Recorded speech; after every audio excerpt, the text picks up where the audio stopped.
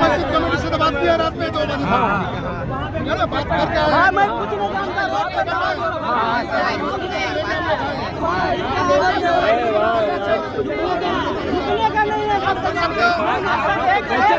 एक मिनट है फायदा नहीं है सर जो कुछ हो रहा है कैमरा हो रहा है कोई बात नहीं हम लोग मेरा बात है बच्चा नहीं आ रहे सर कोई पार्टी के नहीं आ रहे सर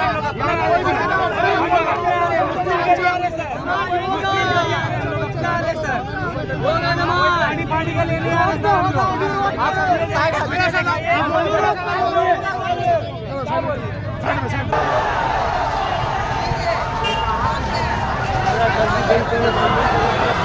গভর্নমেন্ট রিফর্ম হয়েছে, নতুন গভর্নমেন্ট এসেছে। নতুন গভর্নমেন্ট আসার পরে একটা নির্দেশ জারি হয়েছে, বিভিন্ন রকম নির্দেশ জারি হয়েছে।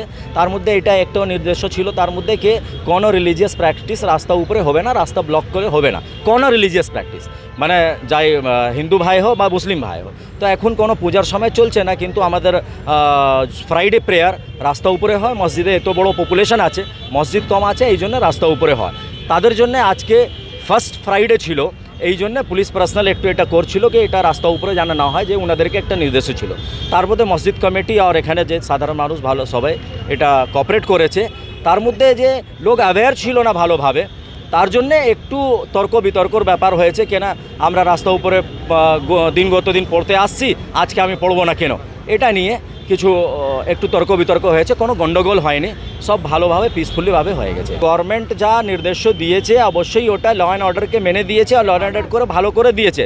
যে নির্দেশ কানুনের মাধ্যম হবে, আইনের মাধ্যমে হবে, আইনকে ফলো করে হবে, সেটা অবশ্যই মানা হবে। যে আইন থেকে বেআইনি হবে, যে বুলডোজার গিয়ে ঘর ভেঙে দেবো, সেটা মানা যাবে না। কেন তার আইনি ব্যবস্থা নিতে হবে, কোর্ট আছে, কোর্টে গিয়ে আপনি করুন, তারপরে বুলডোজার করুন। তো যে আইনিভাবে করা হবে তাদেরকে অবশ্যই, আমরা আইনপ্রেমী মানুষ আছি, আমরা বাংলাকে ভালোবাসি, আর এখানে বাংলাতে গত দিন থাকছি, তো এখানে আমরা আইন মেনেই চলছি।